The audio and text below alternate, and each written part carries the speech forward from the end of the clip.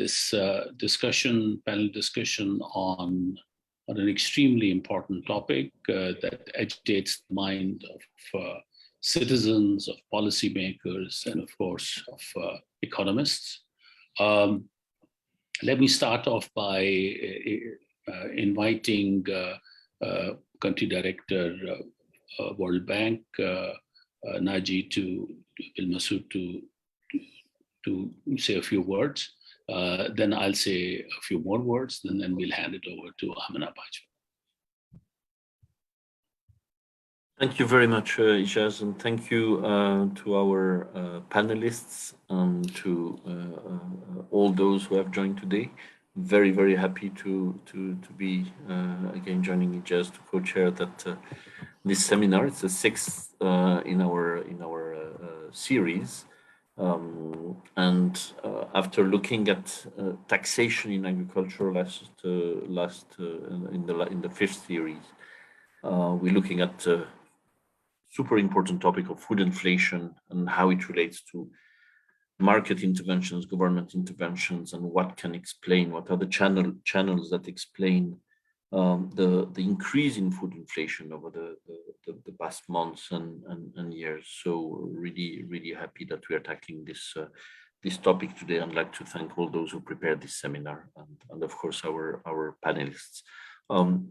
So we'll be continuing to work with CDPR, with think tanks, researchers, and local partners and the government on this issue. We've produced recently some just-in-time short notes for the government, trying to look into this topic and what's going on globally, also on the food prices scene. So this is extremely timely. I'd like to thank Mrs. Amina Bajwa, who's a member in the Prime Minister's Strategy Reform Unit, for accepting moderate the panel today, and you muted. Sorry, I couldn't hear you. But thank you. It's a pleasure to be here. Warm welcome to you. And I see Mr. Jilani has just joined, which gives me a good occasion to welcome him and the rest of the panel members. Amina, did you intend to introduce the panel? I can also do it, but maybe yes, I do. But you'll pronounce at least the names much better than I. So let's do that. When I hand over to Amina, I'll just say a couple of more words about the importance of inflation and a few words about CDPR itself. And then Amina can pick it up from there. Is that okay?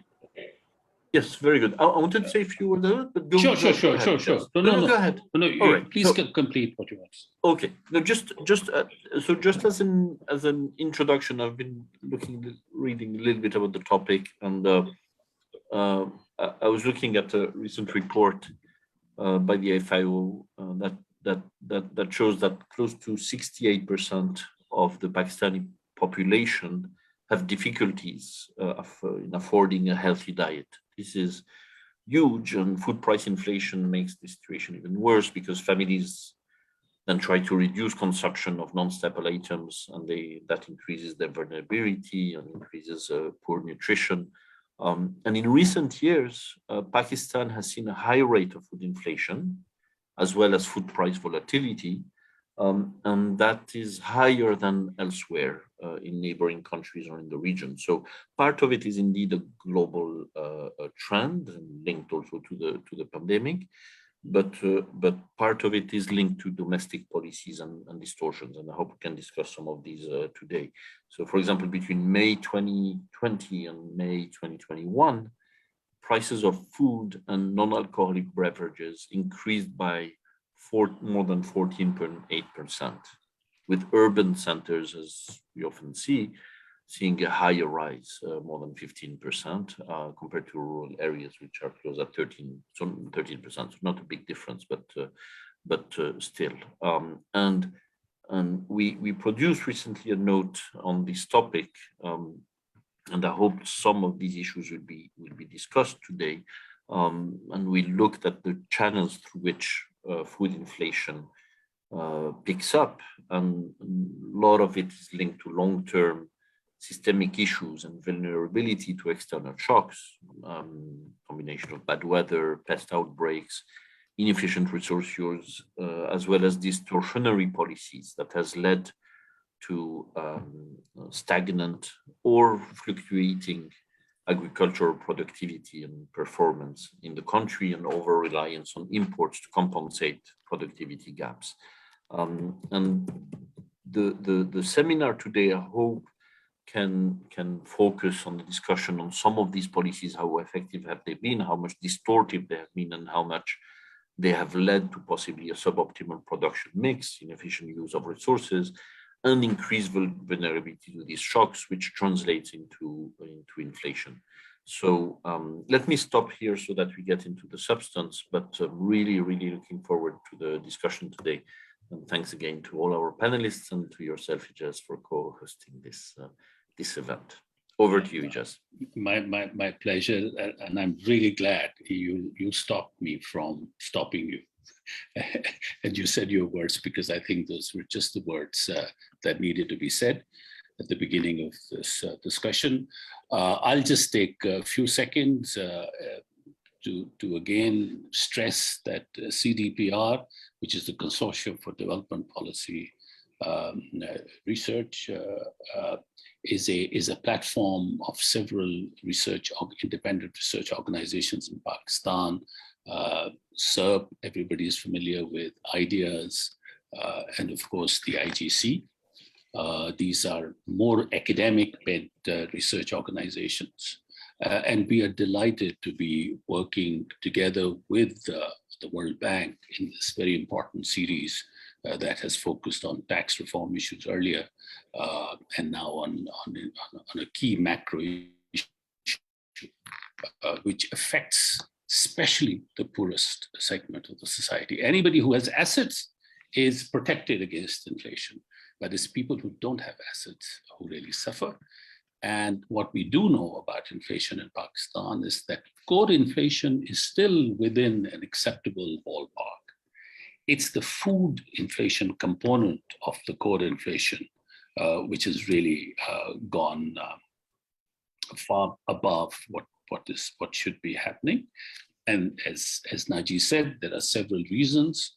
One, of course, is the supply shock, but it could also be the way the markets are currently structured. When we talk to farmers, they say they don't get the prices, the right prices for what they produce. When we talk to the consumers, they say that they are being skinned. There is clearly a large surplus that lies between these two, and we need to understand much better how these markets function. And with that in mind, IGC has sponsored research on the food supply chain to understand where these price wedges come. So there's बहुत सारे issues हैं. मैं कभी उर्दू में भी बात कर लूँगा ताकि हमारा ऑडियंस बड़ा वेरिड ऑडियंस है, ताकि सब इस गुफ्तगू में शामिल रहे. तो कभी मैं पैनलिस्ट से भी दरख्वास्त करूँगा कि वो उर्दू में बात करें. तो let me stop here. We have a wonderful moderator, Amina Bajwa. She comes with a big reputation. She's currently in the Prime Minister's office. She has helped design recent agriculture package. She comes extremely well qualified for the job with a master's in public policy from Williams College. And it's really wonderful to have Ms. Bajwa moderate today's discussion.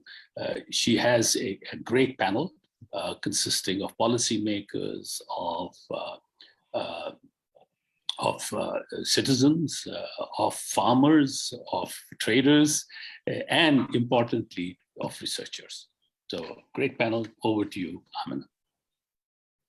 Thank you, Naji, and thank you, Dr. Nabi, for the humbling introduction. Let me start by introducing the panelists before I set the context for the discussion. I'll start, this is in alphabetical order. I'll start with Mr. Asad Rahman Gilani. He is the Secretary of Agriculture, Government of Punjab. Asad Saab is currently serving, as I said, as Secretary Agriculture. He's a public policy specialist, and he's also served as Secretary Energy for the Punjab government as well. He has more than 25 years of experience in different departments, and he has a great reputation as Secretary Agriculture, as I have personally interacted with him on different programs, and I highly respect and value his feedback and his policy decisions. Next, we have Dr. Ikra Shoaib from the Consumers Association of Pakistan. Dr. Ikra holds a PhD in economics. She's a member of the Federation of Pakistan Chambers of Commerce and Industry, and she's also the chairperson of the Women Entrepreneurs in Sindh region and the Consumer Association of Pakistan. Much welcome, Dr. Ikra. Then we have Ms. Namash Nazar. Namash is agriculture economist at the World Bank, and she holds a master's degree she holds a master's degree in political development from Columbia University School of International and Public Affairs. Next up, we have Mr. Umar Hayat Gondal. Umar Hayat Gondal Saab is a PhD candidate at the University of Washington of St. Louis. He's also a serving officer of the Pakistan Administrative Service. Mr. Shafiq Vora, president of the Karachi Chamber of Commerce and Industry. Very heartening to see the private sector represent here at the panel. He's the founder and CEO of Rock Reed Pakistan Private Limited, and also the CEO of Shazil Pakistan Private Limited. Yeah, my name is Sharik Vora. Sharik Vora, ji. And next we have Mr. Shaukat Mukhtar. He's the General Secretary and Spokesperson of the Dairy Farmers Association, Karachi, and he's also the CEO of Farms Land Dairy. Very warm welcome to all the panelists. Thank you for being here. Let's start with setting the context of why we are meeting here today. Food inflation in Pakistan is a topic that we all discuss at a household level. Why? Because an average household in Pakistan spends more than a third of its consumption expenditure, so around 36% on food items. We all realize inflation, and in particular food inflation, has been very high in the late years. In fact, in April, year-on-year inflation actually crossed the 15% mark. I'm talking about the food inflation, which later got reduced, but it was a red flag, as this is something not very acceptable or not taken easily by the common public. Why do we have inflation in food? There are some main determinants. For simplicity, I will categorize them in three major areas. Some of them are the supply side issues, the demand side issues, and then the domestic or international market shocks that actually affect food prices. What are the supply side issues? Low yield, low productivity of agriculture in Pakistan. We all know that. Bunch of reasons for that. High cost of production. You talk to a farmer and they will complain that cost of production is increasing every year. We have a policy on exports. We export, yet we also know that there's a hoarding and smuggling of goods that actually hamper supply in the country. Another reason why cost of production rises is because of costly imports or costly inputs. Again, as Dr. Naji said, that climate change, weather patterns, all of those also have an effect on the production. Also, inefficiency in food supply chain. We have post-harvest losses, lack of storage facilities, there are processing and also distribution losses, all that contribute to supply side issues that cause inflation in Pakistan. Moving on to demand side, we have a very high population growth rate, one of the highest in the regions, and soon we will be crossing the global growth rate in population, unfortunately. GDP growth, yes, rising GDP also causes rising incomes per capita, which eventually have an impact on the food inflation as demand increases. Then we have changing consumption patterns. So with increasing incomes, our consumption patterns change. We might want to consume more fruit, more milk, and more meat. And lastly, there are some goods that are elastic and some that are inelastic. We'll talk about these later. Lastly, the domestic or international market shocks. Again, there are currency fluctuations. This has an impact on imports, the oil price, energy cost. Again, we get to hear that because the oil price has increased or the rupee has devalued, sometimes the consumer is told that that is the cause of the increased price of a commodity that we go and buy. Why are we here? So we've talked about food inflation. Now, how do we link that to government interventions? In countries such as Pakistan, with a quarter of its population living below the poverty line, food inflation is obviously a cause of great concern. We all know, and as you mentioned earlier, research tells us that direct impact of food inflation is reduced budget for healthcare and education. We've seen that in Pakistan too. Well, according to basic principles of economics, there should be no intervention and markets should operate freely. But sometimes markets do not operate freely. And therefore, the government has to take steps to intervene. Governments also have a responsibility to manage food inflation and to prevent the poor from price shocks. Maintaining food stocks through procurement, restricting exports, providing input subsidies are all steps that governments, and in particular the Pakistani government, takes in order to ensure food security in the country. However, on the other side, it is argued that consequences of government interventions also determine food inflation, as these interventions distort the market and make them less efficient. Policies such as provision of minimum support price, procurement that creates shortages for the private sector, setting price caps, restricting domestic and international movement of goods, and imposing subsidies or tariffs all impact consumer welfare and producer profits. Such distortionary policies may also make the market more vulnerable to shocks and manipulation, which obviously results in a not very optimal production mix and also inefficient use of scarce resources. One of the bigger concerns is that this discourages the private sector participation and their integration in the global value chains. Some of these interventions are also unsustainable for the government because the government can't keep paying for these. These interventions have a cost and it uses our tax money to pay for them. Therefore, they have a high fiscal burden. Yet, some policymakers continue to opt for them. The solution is clearly not very straightforward. There's a fine balance that governments need to make through a mix of policy interventions to minimize the impact of food inflation on the consumer, the producer, and the market. The government chooses to intervene in a few selected sectors in Pakistan, yet it stays clear of some. What drives this choice? Today, we gather here to discuss the tools of market distortions and the consequences of such distortions on food inflation. We will discuss how the government can play a more facilitative and a supportive role rather than a distortionary one in maintaining food price stability. Now let's start with our panelist, Ms. Namash Nazar, and then we'll move on to Mr. Asad Gilani. Ms. Namash, can I please request you to give me an overview of the food inflation in Pakistan? Thank you. Thanks a lot. I mean, you really greatly explained a lot of the issues that we are going to be discussing in this topic. I wanted to set the context of this discussion. If you allow me to share one screen, I wanted to share some visualization of the very issues that you were talking about, the changes in diet patterns of our Pakistani consumers over time. So I'm just sharing. Please do. We can see your screen now. You can see? Okay. So like you mentioned, about a third of household monthly expenditure is spent on food.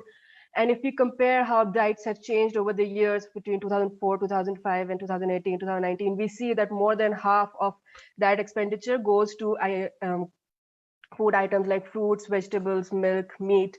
And we see milk has greatly increased, fruits have increased, vegetables and meat have remained around the same. Now these, like the reason to acknowledge these particular commodities is the importance that they play in a healthy diet, and also because of their very nature, they are seasonal, they are perishable, so prices are volatile. That's not unique to Pakistan, it happens everywhere, but it's important to acknowledge this and the range of volatility that we need to ensure, because like you mentioned, when shocks happen, these food items are the first that get cut. I mean, roti वगैरह फिर भी कहीं ना कहीं से रह जाती है, but like fruits, milk, meat, these are the first to get cut, and that has significant consequences for access to a healthy diet. Secondly, there was a recent study that talked about cost of healthy diet in the region in South Asia, and I wanted to share this chart that talks about Pakistan, in which healthy diet and cost of a standard diet in Pakistan is increasing, but what's more concerning is that cost of a healthy diet that includes more vegetables, more fruits, is not only increasing, it's increasing faster than a standard diet. So a healthy diet is over time becoming more and more inaccessible to consumers. Now, what does that mean for Pakistan, and how can we, what are the different ways in which we can deal with it? I'm going to talk about them in three different parts. First, like you mentioned, productivity, the supply side.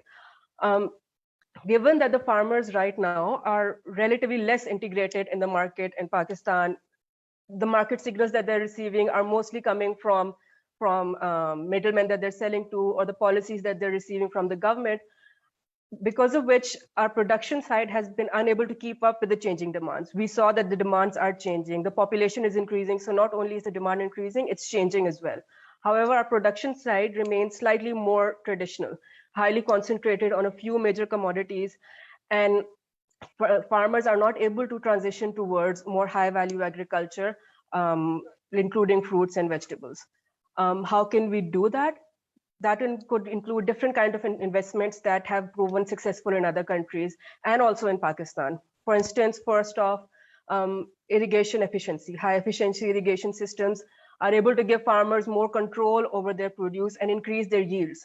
So not only what they're producing, they're able to increase yields, but also help them diversify their produce so that they can slowly and gradually enter into more high value produce production.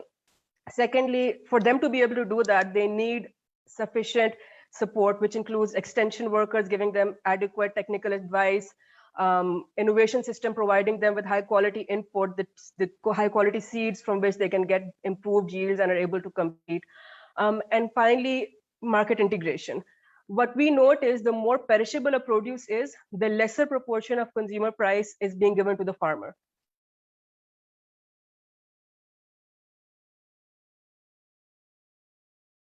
Getting so much less of the price, the more perishable a produce is. Obviously, that leaves them less to be able to invest in on-farm investments in which they would have been able to reduce post-harvest losses. So that's an area in which better market integration, shortening the value chain, will be able to give them more resources to reduce post-harvest losses. Other losses happen during transportation at marketing stage. And for that, it is really important to encourage more private sector participation to come in, have refrigerated vehicles for transportation of perishable food, have better quality markets in which sorting, labeling, grading facilities are available, cooling facilities are available, which is a really important part of the marketing system. I think the PEMRA Act approved in Punjab is a very important step in the right direction, because it really involves the private sector. It encourages the private sector to come into this market, and that should help the farmer connect better to the producer, to the consumer, so that they're able to get the kind of signals to change the production mix. We can learn lessons about this from China, from Kenya, South Korea, where a lot of private sector participation has really transformed the food system. And finally, quality data, not only for long-term policy making, but for decisions to be made by producers about the resource allocation, by investors for investing into agriculture businesses, and for consumers. So for instance, in this, I'll give an example of imports. Imports can play a very important role in tempering inflationary pressures once they've occurred. But for them to be able to play that role, decisions need to be made timely and effectively. So for instance, if in 2018, there was an issue of tomato supplies from Sindh, and our traditional supplier at that time, India, we weren't even getting supplies from there. We got some supplies from Afghanistan, but the border situation was in a way that the supplies were not enough. And so if we don't have timely arrangements in place in terms of getting timely data to make decisions in time, strong institutions that can make those decisions, and also strong border arrangements in which fresh produce, which is perishable, can quickly be passed through. By the time the imports come, it's often too late. In this instance, ad hoc arrangements were made with Iran. Regulations of phytosanitary arrangements and quarantine had to be quickly arranged so that this produce can be made available. So that's another way in which inflationary pressures can be eased if institutions and infrastructure, proper infrastructure is invested in, so that timely produce can be made available once inflationary pressures have already started building. But most important is strengthening the productivity of our supply side and empowering the farmer to be able to transition towards more high value agriculture. I'll stop here. Thank you. Thank you very much, Ms. Namish. Very valid points. Now we'll go on to the government counterpart, Mr. Asad Rahman Gilani, Secretary Agriculture, Punjab. Asad Saab, in what ways does the government's involvement impact food prices?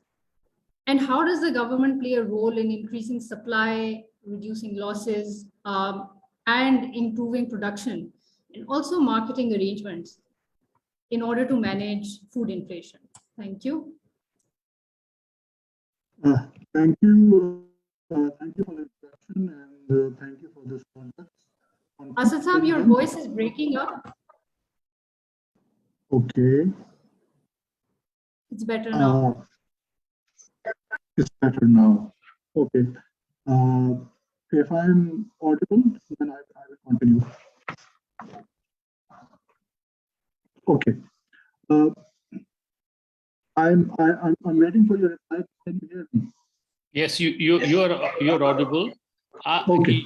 It may improve if it breaks up again. Asad Saab, could you please switch off the video?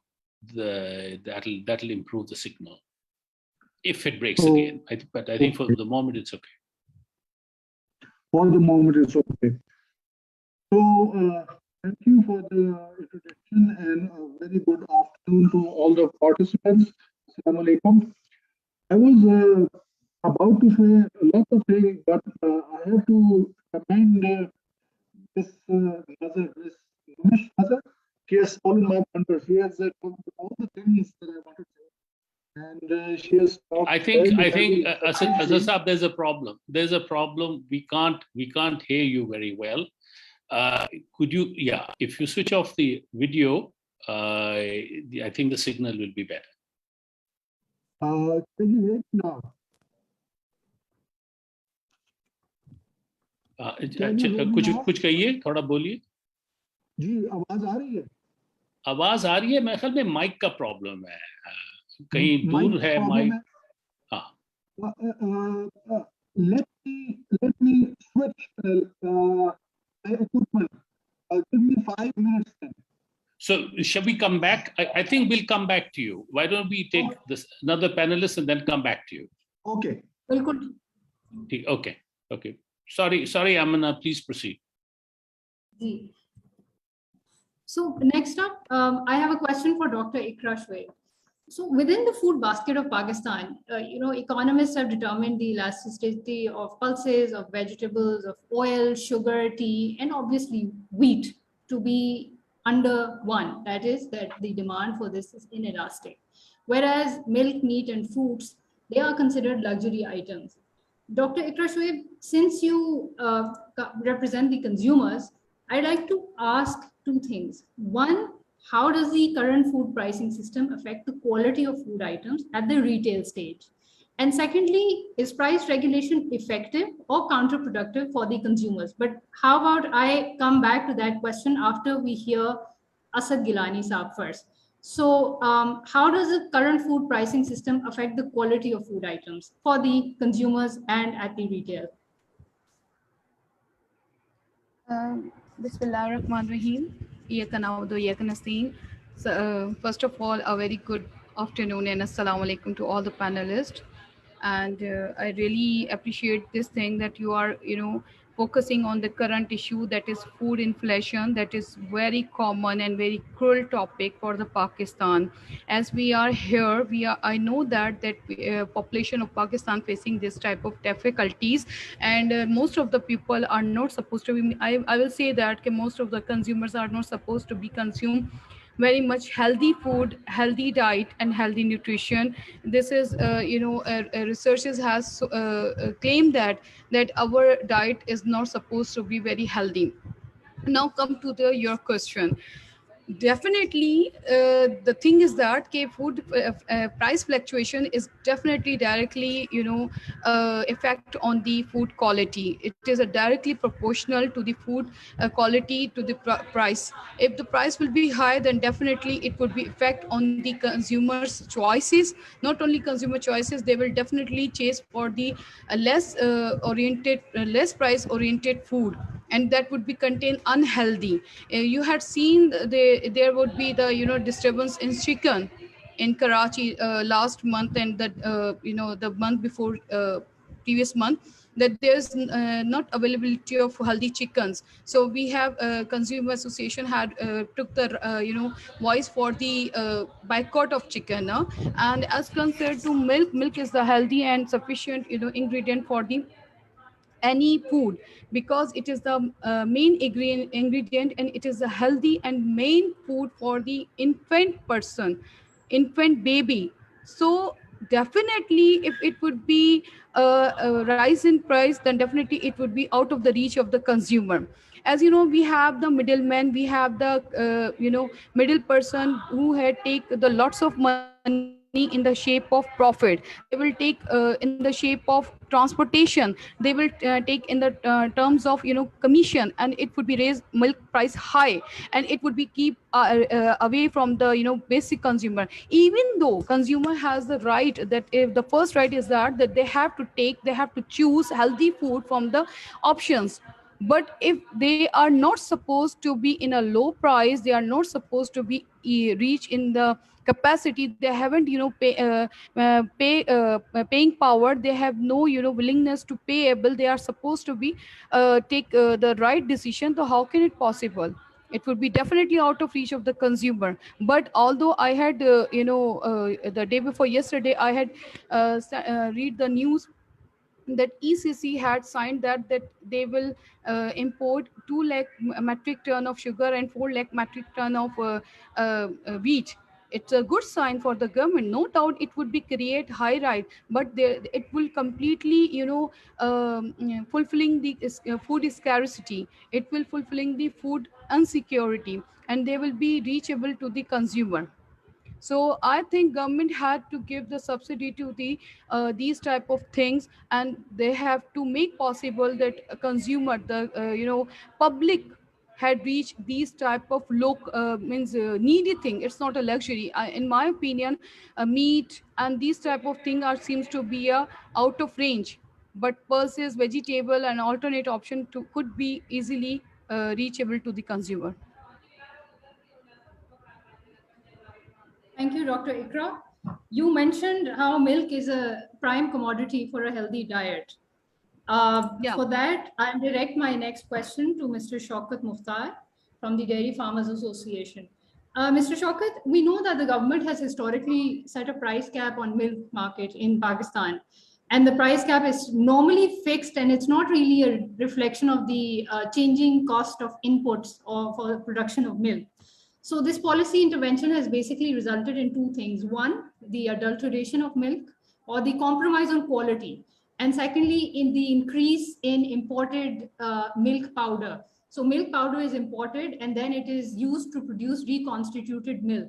Now, reconstituted milk is known to have very, very low or minimum nutritional value.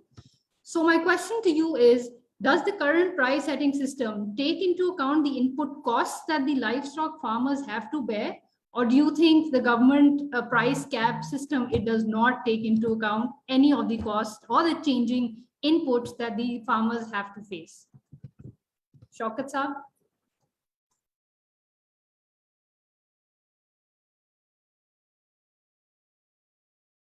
Shaukat Saab, you're on mute. Could you please unmute and repeat?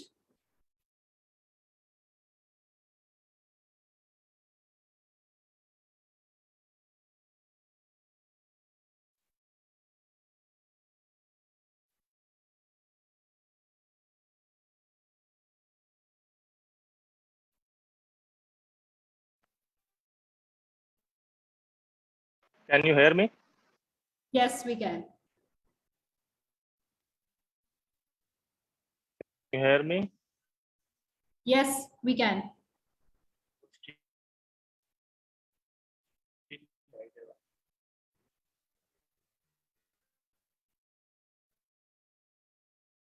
Hello?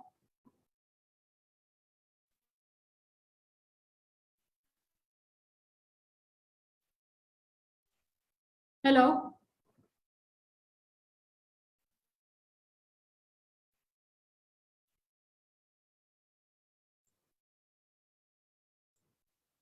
Let's wait for a few seconds for Mr. Shaukat Mukhtar to join in. I think we've lost him, or maybe there's a significant lag.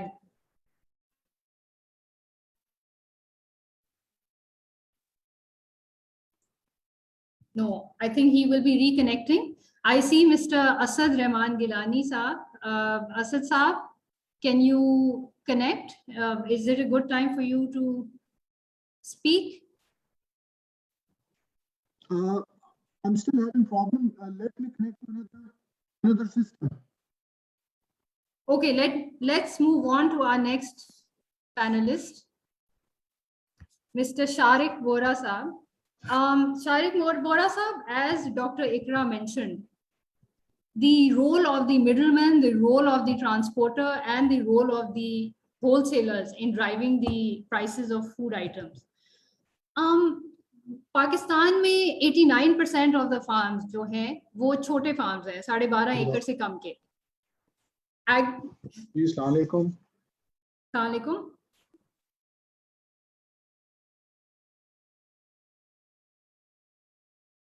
Sorry, Sharik Saab, I'll continue. 89% of the farms in Pakistan are basically under 12.5 acres. You know, that means that agriculture in Pakistan is a small farmer's world.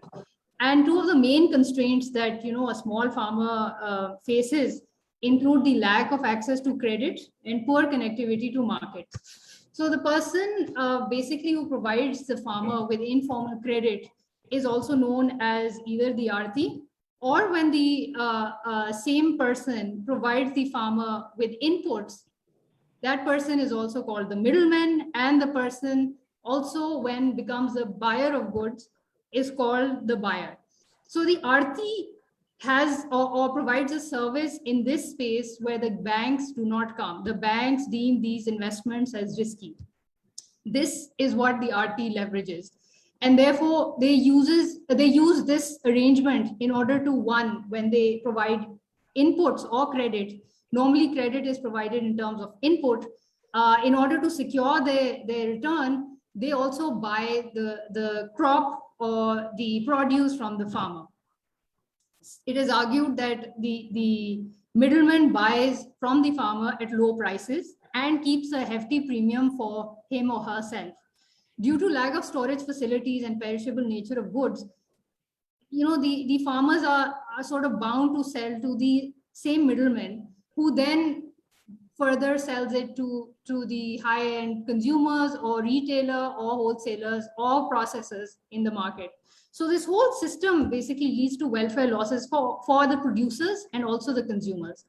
So we all agree that we need to ensure that farmers get a reasonable margin for their produce, because without that, the productivity or the yields for farmers are limited. So I'm here to ask you, how are the profit margins received by the middleman, by the transporter or the wholesaler proportional to the costs incurred by them during processing and transporting? Okay. Bismillahirrahmanirrahim. Thank you very much, Ms. Bajwa, for giving all of us. I think you have covered probably the entire arena, the entire scope of discussion today through your moderation. You have covered a lot of points and left a very few points with all of us to discuss.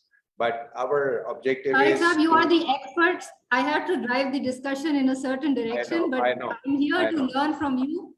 All right. Okay. So if you allow me to answer your question later and giving you a part of my point of view for food inflation in Pakistan, if you allow me to do that.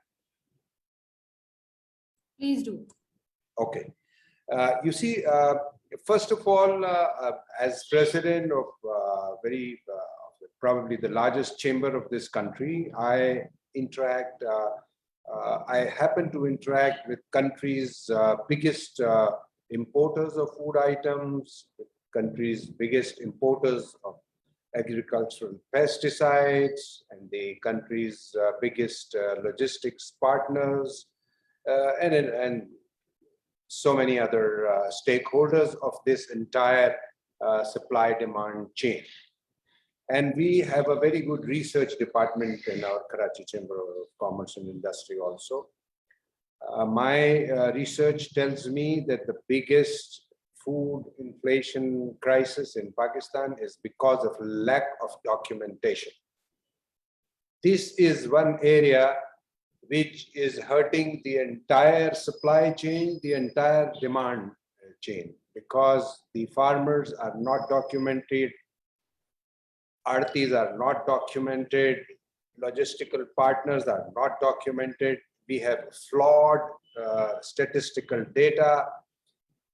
Then our entire supply chain is, in the hands of very, very few people of agricultural produce. Now, every province has its own challenge. I will talk probably more about areas near Karachi or probably about Sindh.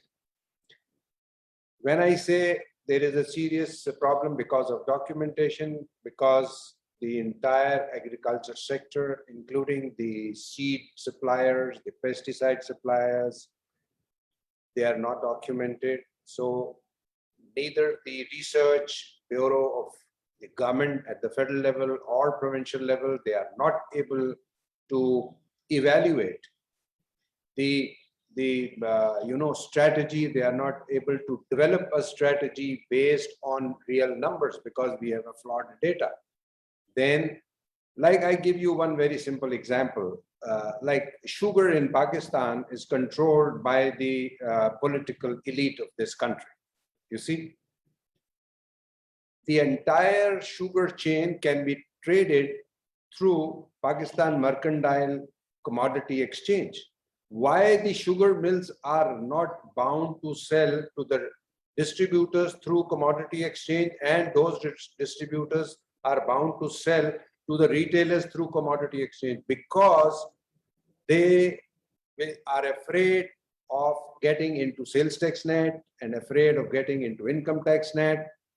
So the entire mess up in the recent sugar crisis or the previous ones is just because the will of the government is not there. They don't want the sugar mills to their sales channels to be documented. Just two simple things, and the entire sugar will come in a documented regime, and they will start paying taxes. And then the government will have more controls over its supply, so that these sugar tycoons are not able to blackmail the government or not able to fleece the consumer. So this is one example why the documentation would help. Now, there is another very, very important point, Ms. Bajwa, is that this is not a correct statement that Pakistan's land holding of 12.5 acres. Maybe in documents, but what is happening in Sindh, that 90% of the farmlands owned by the landlords are given to uneducated, unskilled farm workers on 50-50 basis. Now imagine if the entire farmlands are managed by uneducated, unskilled laborers, the productivity, use of pesticides, and the entire growth management of the farmland is affected. For example, if I have 500 acres of land in Sindh, what I will do is to give to 5-10 families. They will come, make their huts, small kacha houses within the surroundings of those farmlands. They produce children to have more labor force. They don't go to schools. They don't know how to grow vegetables or fruits or wheat or rice. They don't know what the bad effects of the weather or climate, how to use pesticides. Now, because the entire Pakistan's landlords are mostly politicians, they don't spend their time, their children's time, or their skills, or their universities from Harvard or Michigan to their lands. Unless the farm workers are educated, skilled, properly trained, our agricultural produce is not going to increase, come what may. Even if you bring the best of the seeds, best of the pesticides, but if the farm workers are not skilled, if the farm workers are not educated, our productivity from the agriculture sector will not increase. This is one thing. Second thing. And the third thing is urbanization. Even the mango orchards, I've been told only yesterday in a conference that in Multan and in many other areas, even the mango orchards are sold for developing housing schemes. So the great fertile lands in Punjab and probably in Sindh and Balochistan are sold for housing purposes because of lack of master planning for every city. So I suggest to you, to the government, to stop this urbanization immediately. Otherwise, we already have a very tight land to per capita availability in Pakistan. And if we don't stop this urbanization on urgent basis, our green fields will be converted into houses and factories, and our agriculture will further go down. We have seen this in cotton. Cotton, we have imported almost $2.5 billion of cotton this season, and we used to claim that we are a cotton producing country. So, and this is not going to improve because the cotton fields are being converted into housing colonies. Another very important point is you have covered, that is the water scarcity. And I think this is one of big reasons for our low agricultural produce. Now, coming back to your question, right? Your question is that the middlemen and the logistical network profits, right? This is your specific question? Yes, exactly. Okay. You see, there are three types of middlemen for food items. One is the importer, who imports pulses and many other food items from all around the world. So he imports, adds his margins and sells to grocers. There is the biggest wholesale grocers association is in Pakistan, is in Karachi. Before coming to this webinar, I asked their president and their representatives, how do they, run the market in Karachi, which is the Pakistan's biggest wholesale grocers market. Their profitability, margin, everything, is dependent on worldwide prices, which are very high nowadays, and commodity prices all over the world are very high. So that is one of the reasons for recent food price inflation in Pakistan. But I'm sure we are not discussing the current situation, but we are trying to discuss the overall situation because in Pakistan, the food price inflation has gone up and up in last 30 years, 35, 40 years. It's been rising, of course, because of the population growth and so many other things. But one of the factors is that the commodity prices in the international markets has gone up.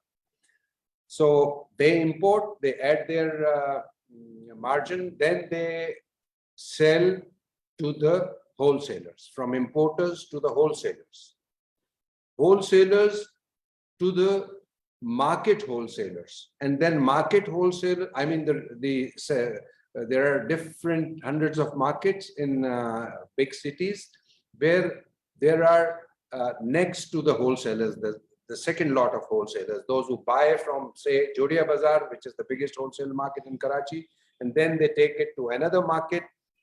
He is a wholesaler, then he sells it to retailers.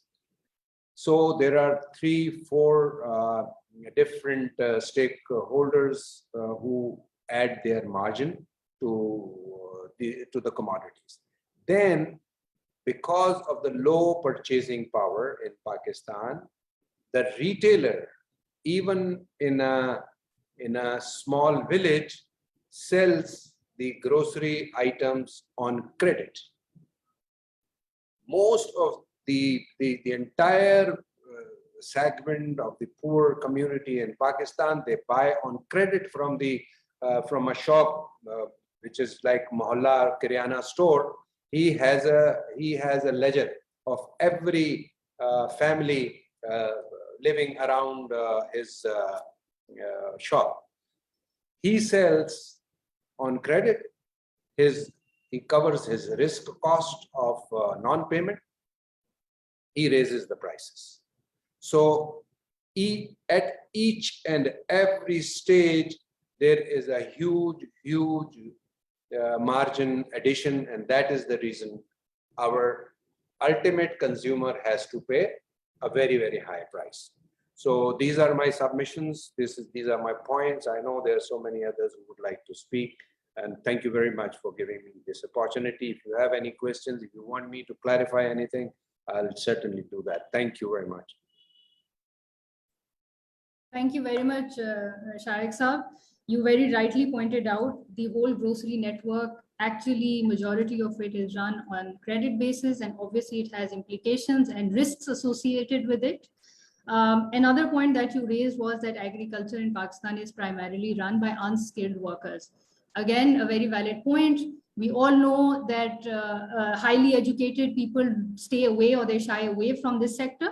And I personally think one of the main reasons is the low profitability that is assumed in this sector. And coming to that, talking about the profitability and the production processes, I'll come back to our panelist, Mr. Asad Rahman Gilani. He's joined us. Asad Saab, is it a good time to speak now?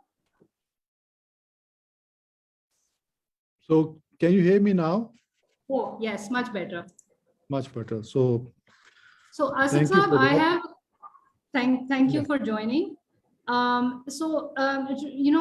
From you, I'd like some insights on some of the causes of food inflation, the impacts of government policy. And I know that Agriculture Department has a limited role when it comes to some of the demand side factors of or demand side determinants and international shocks of inflation. However, the department is highly relevant when we talk about production of food, reduction losses, agriculture produce markets. So my question to you is, in what way does the government's involvement impact the food prices? And how does the government play a role in increasing the supply, the production of food, reducing losses along the value chain, improvements of marketing arrangement, and also on how the government manages perception? Because we all understand perception also causes a lot of volatility in the market. Over to you, Asad Saab. So thank you for your questions. I'll just try and give you in a 5-minute time the macro picture and also try and answer some of your questions. The macro picture is we have a $300 billion GDP economy, and out of that, share of agriculture is about 60 billion, which is a huge amount. Punjab contributes about 40 billion in this GDP. And this is by no means a small sum. So agriculture in Punjab is extremely important because it plays a vital role in increasing food productivity in economy, and most of all in ensuring food security. what does the government do? The government makes policies and the government introduces a regulation. As Mr. Vora was pointing out, that the government's policies can go a long way in increasing or decreasing food security for the common person. So let me tell you a few things first, and then I'll answer your specific question. So what the government has done of late in the past 1 year that I have been the Secretary of the Agriculture Department, we have had some policy changes, and because of those policy changes and some increase in inputs, this is not just because of my efforts, but the effort of the whole government of Punjab and the whole team of the Agriculture Department, that we have been able to garner some success. And the quantum of success in terms of rupees has been about 550 billion rupees. This is additional amount that has gone into the rural agriculture, in the rural economy. How? By increasing the yields of all major crops except for cotton. Mr. Vora was talking about cotton, and it is true. We have fallen behind on cotton. We have had to import cotton. But look at what has happened to wheat. The wheat production has been record high this year. I mean, we have broken all records in Punjab for the past 70 years since creation of Pakistan. Just last year, we produced about 19.4 million tons of wheat in Punjab. This year, this figure touched 21 million tons. So that has been a significant raise in wheat production. Same is the case with maize, rice, and other major crops. Cotton has been a failure for us. Last year, we sowed cotton on about 4 million of land. This year, it's to just, in spite of that, some efforts on our part, and because of some luck factors, I would say, the weather has held up. And because of that, we are expecting at least 20 to 25% increase in yields in cotton over the last year. So, Vora Saab, this is some encouraging news for you. Talking about other things, we are going through an agriculture transformation plan. This has been conceived at the federal level, and we are very thankful to the Office of the Prime Minister. And we are, somebody talked about, I think it was Ms. Nazar who talked about reforming the agriculture extension. We are reforming agriculture extension through a new program, which is worth about 22 billion rupees. And what we're going to do is bring in technology to improve agriculture. You know, technology is a tool, and this can be used in any way. So I can, for all the participants, I can send you a presentation for whoever is interested can look at the components of what we are going to do in agriculture extension, and maybe can advise us or just have a look for information's sake from that. Talking about markets, there's a regulatory role of the government, and then there is a non-regulatory area in the agriculture value chain. Let me give you the example of the non-regulatory area. From the farm gate to the mandi gate, the agriculture market, we call it the mandi. From the farm gate to the mandi gate, it's the non-regulated area. And what happens is the farmer either sells his commodity at the farm gate or sell to the mandi gate himself. This is completely unregulated area, and this is the area which is controlled by the middleman or the arti. So what we have done is, we cannot, because this is non-regulated area, what we have done is we have collected a huge amount of data.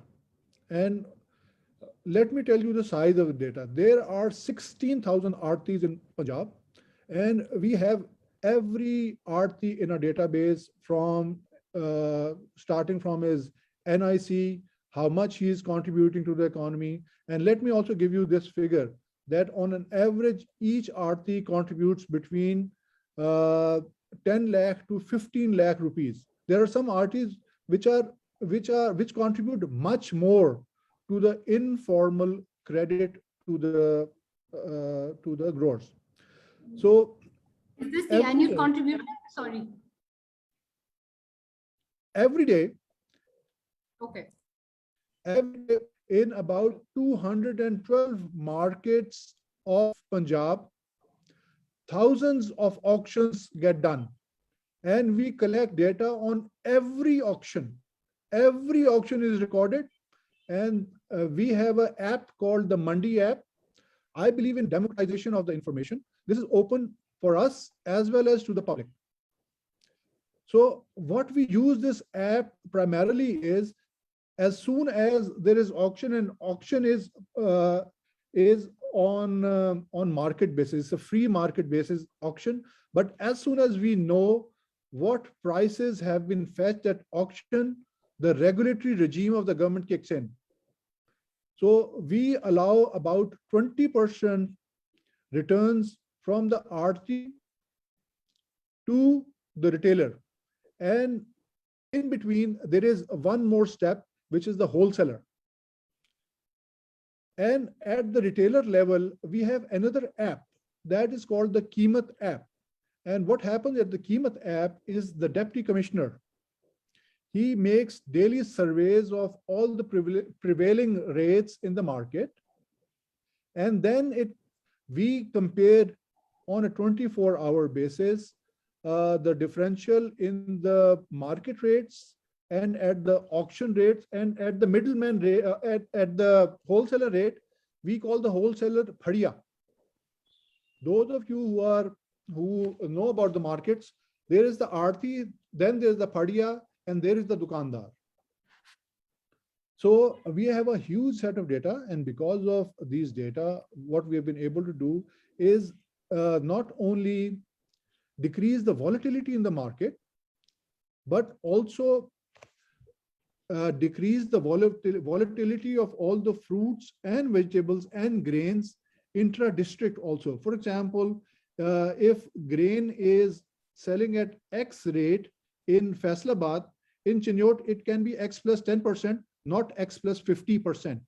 We frown upon that, and the deputy commissioners have to pay for that if there is exorbitant profits in the market. So I would invite all of you to look at these two interventions, the ICT intervention, the Mandi app and the Keemat app. Now let's talk about PAMRA. PAMRA is a new organization which was dead in 2018, but we have revived this in 2021. This was a institution which was looking at the mandis, and there was a great deal of entry barriers for anyone to enter physically the mandi. So what we have done is we have taken out all the barriers. हमने ये किया है कि हर किस्म का जो licensing regime थी वो खत्म कर दी है, और हमने ये मार्केट पे छोड़ दिया है कि जिस किस्म की वो मंडी बनाना चाहें वो मंडी बना सकते हैं. For example, what we have done is we have waived the requirement of at least 5 acres of land for establishing a mandi. We have waived all the government sources of revenues. We have waived the provision of sharing the profits with the government, and there used to be a market committee controlled by the government. We have given the private sector this authority to set up its own market committee as well. What we have tried to do is give autonomy to the private sector so that private sector can unhindered set up many fruits and vegetable and grain markets and create a competition. And because of this creation of competition, the prices should come down. So Mr. Vora was talking about browning of the green areas. We have also taken cognizance of that, And there's a office called the SMBR, Senior Member Board of Revenue. The Senior Member Board of Revenue, in fact, last week gave a presentation to the authority, taking care of this issue as well. So if there is any question raised during the question and answer time, I will talk about that. Then we are giving huge subsidies in the agriculture, because we realize that unless and until there are agriculture subsidies in terms of inputs for the growers, they would not put in fertilizers, they would not buy expensive certified seed, and they would not use the proper pesticides. So the volume of subsidies is huge. Let me give you this figure that only this year, what we have envisaged is only for DAP, we are going to give about 10 billion rupees of subsidies. So we are giving subsidies on fertilizers, and there are about 10 kinds of fertilizers. We are giving on every seed and on most of the pesticides. Lastly, the point I'd like to make is, before I joined in, the orientation of the department was every subsidy and every initiative was for farmers who had land holding of either 5 acre or 12.5 acre. I found it very odd, and I have tried to change the orientation of my department. What I've said to my department is that we are a food security department. We are not a poverty alleviation department. We have to increase the yields, thereby ensuring food security. If somebody who has a 5 acre or 12.5 acre farm, and we have to work for poverty alleviation, so that farmer should go to maybe Sania Nishtar's SARS program and not for us, because I think, and I've defined my mandate as the food security mandate and not the poverty alleviation mandate. There are so many other points, and if any question is raised, I'll try to answer that question during the question and answer session. Thank you. Thank you, Asad Saab. Some very encouraging points. It's good to hear some of the steps that the government is taking in the PAMRA Act implementation, also in using data for evidence-based policy making, and lastly, that the subsidies are for all. But I hope that these are subsidies that will slowly phase off or wind down, because this has a cost to the national kitty. You mentioned that the government uses the data from the markets and the auctions to determine the prevailing rate or the qeemat of the goods. Moving on, I'll address Mr. Shaukat. We lost Yes, the connection earlier. yes. So Mr. Shaukat, for you, we have a question which is focusing on milk. So the government, it sets a price cap on milk. However, it is argued कि ये जो price cap दूध की कीमत के ऊपर लगाते हैं, इसकी वजह से quality में काफी फर्क आता है. लोग इसमें मिलावट करते हैं और वो दूध बिकता है. अगर आप दूध के प्रोड्यूसर से बात करें तो वो कहते हैं कि उनको वारा नहीं खाता, या फिर उनकी कॉस्ट जो है वो पूरी नहीं होती अगर वो उस प्राइस पे बेचें जिस पे गवर्नमेंट ने उन्हें इंस्ट्रक्ट किया होता है. मेरा आपसे सवाल ये है कि डज द करंट सिस्टम, ये जो प्राइस सेट करने का सिस्टम है, does this take into account the input cost that livestock farmers have to bear, and secondly intermediary या वो जो प्रोड्यूसर से दूध ले मार्केट में बेचते हैं उनके प्रॉफिट मार्जिन, ये दो चीजों के ऊपर मैं आपसे आपके कमेंट्स लेना चाहूंगी please. Thank you miss Bajwa, आपका बहुत शुक्रिया. ये बहुत इम्पोर्टेंट क्वेश्चन. आप मुझे सुन रही हैं? Can you hear me miss Bajwa? जी, इट्स वेरी क्लियर. बिल्कुल. Okay, thank you. You are audible. Thank you. तो ये मैं समझता हूँ कि आज का बहुत इम्पोर्टेंट इशू है जो रिगार्डिंग मिल्क प्राइस है. असल इसमें we need to check the essential commodity act, जो बुनियादी तौर पर इसके खिलाफ है. एसेंशियल कमोडिटी एक्ट का जो कॉन्सेप्ट था वो प्रॉफिटिंग एंड होर्डिंग था. उसका मकसद ये था कि जो वो चीज़ें जो बेसिक नेसेसिटी की हैं वो किसी गवर्नमेंट के अंडर होनी चाहिए ताकि वो एंड कंज्यूमर तक, आवाम तक पहुंच सके और उस पर प्रॉफिटिंग एंड होर्डिंग ना हो. लेकिन बेसिकली मैं ये बात बताना चाहता हूँ कि दूध کہ جس کی عمر ٹوٹل 5-6 گھنٹے ہے، یہ پروفٹنگ اینڈ ہولڈنگ میں نہیں آتا. یہ ایک الگ بحث ہے، لیکن میں چونکہ یہ اس لیے میں اس کو کرنا آپ کے سامنے رکھنا چاہتا ہوں کہ یہ بنیادی طور پر یہ انجسٹیفائڈ چیز ہے. اس کی وجہ یہ ہے کہ جب آپ کہتے ہیں کہ آؤٹ پٹ کی قیمت ہمارے ساتھ طے کرے، ٹھیک ہے، لوکل گورنمنٹ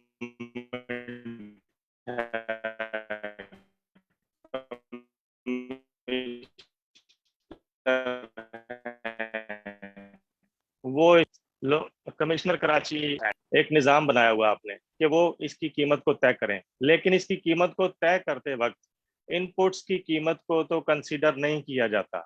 اگر کیا بھی جاتا ہے تو وہ ان کی ریشنل قیمت نہیں لیتے. اب ان پٹس کی قیمت آپ کہتے ہیں کہ اوپن مارکیٹ میکینزم میں چلی جائے. اب ایک فارمر ہے، بزنس مین ہے، جب وہ اوپن مارکیٹ میکینزم سے ان پٹس کی کاسٹ کو بیئر کرے گا، وہاں سے وہ پرچیز کرے گا، اور آپ کہیں گے کہ یہ ہماری جو طے کردہ قیمت ہے آپ اس پہ بیچیں گے. تو میرا وورا صاحب کراچی چیمبر کے پریزیڈنٹ ہیں، آپ پرائم منسٹر سیکریٹریٹ میں بیٹھتی ہیں، تو یہ کیا پوری دنیا میں کہیں اس کی مثال ملتی ہے کہ آپ کہہ دیں کہ ایک چیز کو پابند کر دیں سالہ سال تک کہ وہ اسی قیمت میں بکے گی، ریگارڈلیس کہ آپ کی بھینس کی قیمت کیا ہو گئی، آپ کی خوراک کی قیمت کیا ہو گئی. اس لیے اس کو ابھی ہمیں ریویو کرنا پڑے گا. پرائم منسٹر صاحب کہتے ہیں کہ جی ہم اس میں یہاں ایگریکلچر ریولوشن لانا چاہتے ہیں.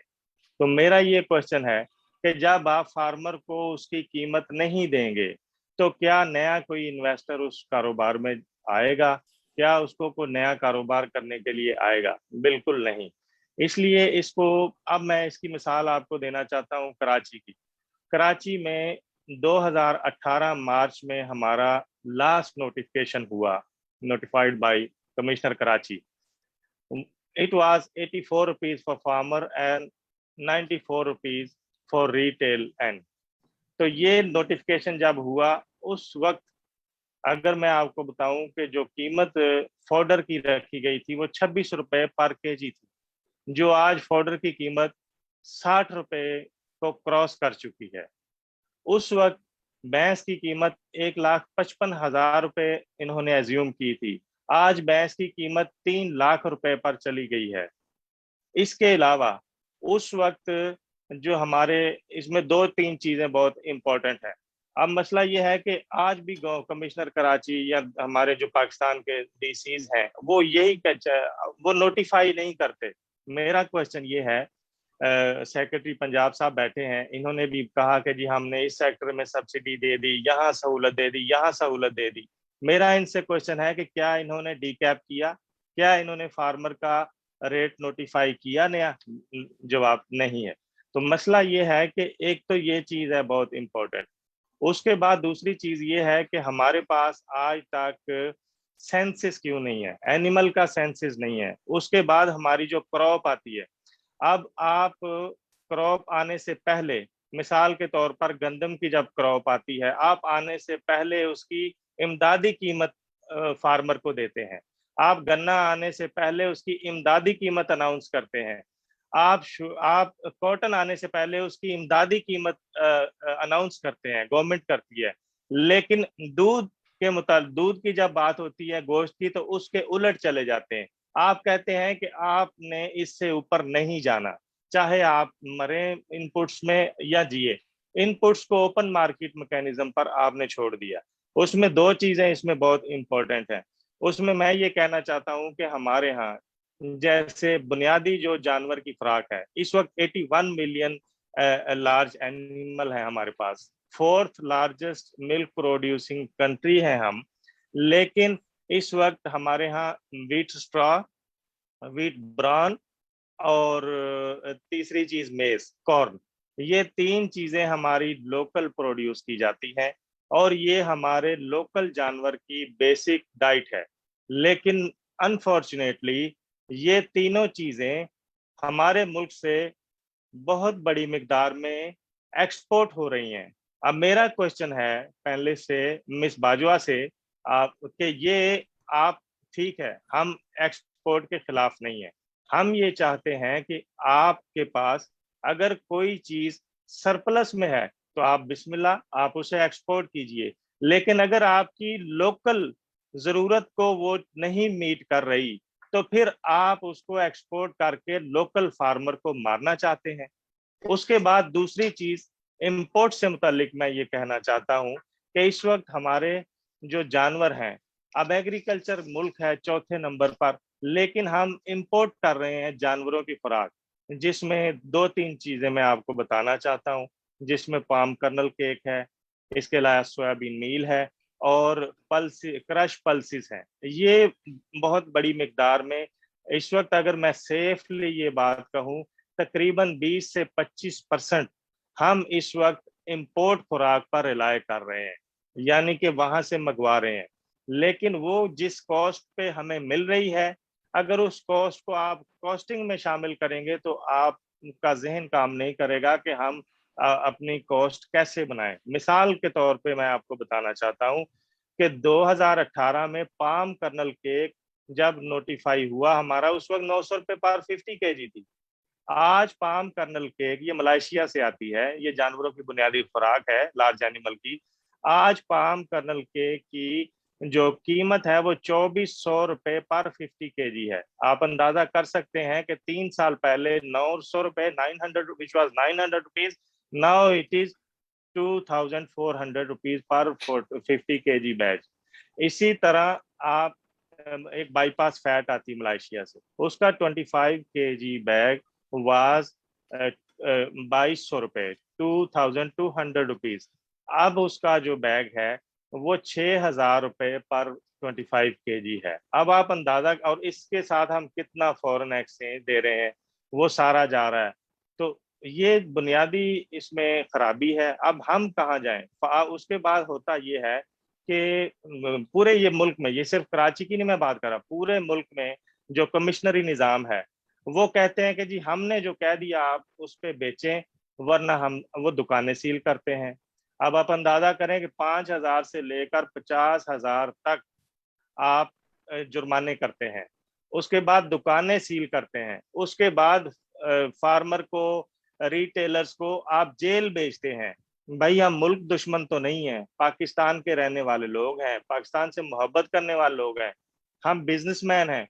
तो जब बिजनेसमैन को आप फेयर काम करने का मौका नहीं देंगे तो आपकी इंडस्ट्री कहाँ खड़ी होगी? तो इसलिए इस चीज को समझने की जरूरत है कि इसको आप बहुत हो गया।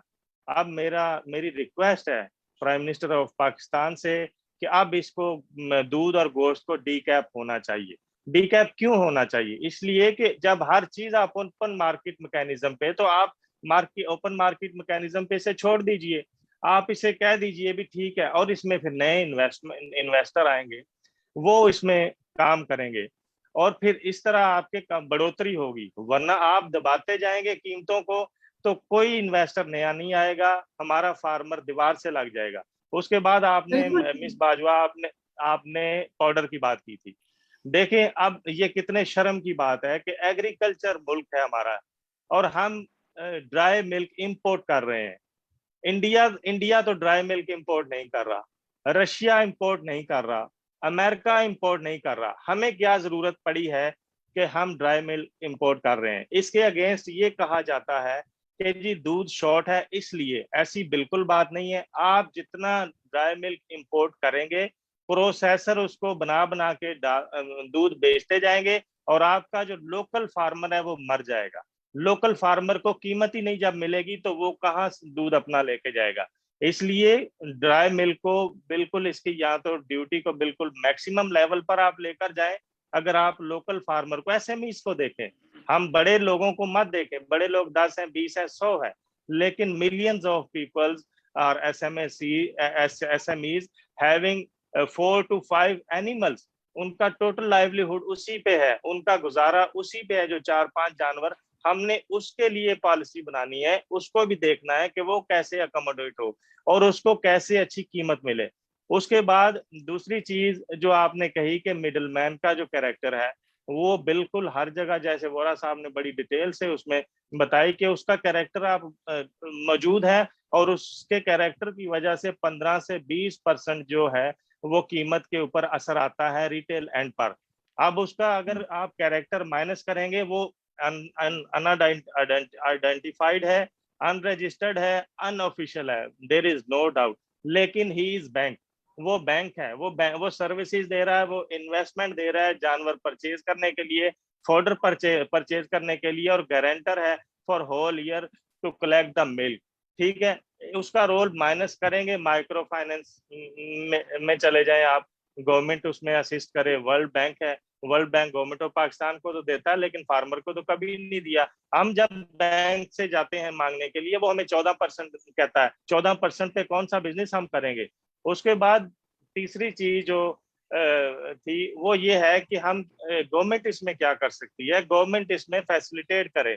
مثال کے طور پہ یہ سروسز دے. اس وقت بریڈ امپروومنٹ کی ضرورت ہے. اب لوگ گائے آ رہی ہیں امریکہ سے, یورپ سے, آسٹریلیا سے. ہم اگینسٹ نہیں ہیں, بسم اللہ آپ امپورٹڈ گائے منگوائیں, پروڈکشن بڑھائیں. لیکن مسئلہ یہ ہے کہ آپ کی جو لوکل انڈیجنس بریڈ ہے, جو 8 ملین جانور ہیں, جو 4-5 لوگ رکھتے ہیں, 4-4-5-5, اس کی بریڈ امپروومنٹ پہ کون کام کرے گا؟ جس میں سائی وال ہے, جس میں نیلی راوی ہے, شوکت جس میں صاحب جی تھینک جی you. Ma'am point well taken. آپ نے بہت ہی اچھے طریقے سے آپ نے ایک جی سمری دی ہے آف دی ایشوز جو جی ایک جی پرائیویٹ سیکٹر اور جو فارمر ہے وہ فیس کرتا ہے. اس میں جی کچھ آپ کے جی بہت جی ویلڈ پوائنٹس تھے. ایک تو وہی کہ ایکسپورٹ اور امپورٹ ان سب کی پالیسی جی ڈیسیجنز لینی چاہیے keeping the ground data in mind. وہ جب آپ کے پاس پوری ٹھیک ہے پکچر ہوگی اس کے بعد ہی جی جب آپ ایکسپورٹ کرنے کی, سرپلس ایکسپورٹ کرنے کی پالیسی لیں گے, جی it will not have an impact on the food inflation. However ہم دیکھتے ہیں ایگزیکٹلی کہ یہاں ایسا ہمیں ڈائریکٹلی نظر نہیں آتا. بٹ جیسے اسد صاحب نے کہا, اب وہ مارکیٹ سے ڈیٹا لے رہے ہیں اور اس کی بیسس کے اوپر کچھ پالیسی ڈیسیجن دے رہے ہیں. ڈرائی ملک کے اوپر آپ نے بڑا اچھا ویلڈ پوائنٹ دیا, یہ ڈیوٹی بڑھانے کا. میں آج اپنی پی ایم آفس والی ہیٹ پہن کے نہیں, but I am moderating the session hair, so I won't be defending the government decisions today, but let me tell you کہ جو ڈرائی ملک کی ڈیوٹی بڑھانے والا ہے یہ ہم نے منسٹری آف کامرس کے ساتھ ریز کیا ہوا ہے, because we understand, we've interacted with the dairy farmers, اور ہم سمجھتے ہیں کہ ان کی cost of production is actually so high, اور ڈرائی ملک کے آنے سے اس کو کتنی ہٹ ملتی ہے.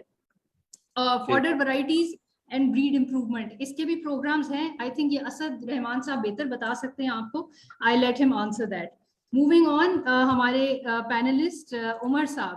عمر صاحب, we would like you to critically analyze the government intervention and the impact on food prices. کافی ڈسکشن اس کے اوپر ہوئی ہوئی ہیں, but since we're talking about the pricing policies, how do current pricing policies distort the market, اور یہ farmer اور consumer کو آپ کے مطابق کیسے affect کرتی ہے؟